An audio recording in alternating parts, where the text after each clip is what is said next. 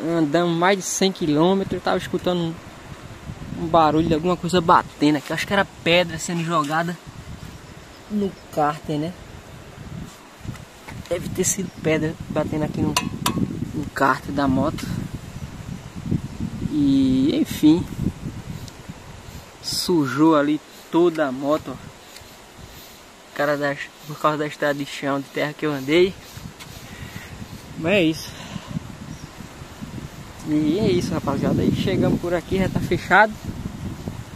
Temos que ir embora agora, né? Deixa eu só dar uma descansadazinha.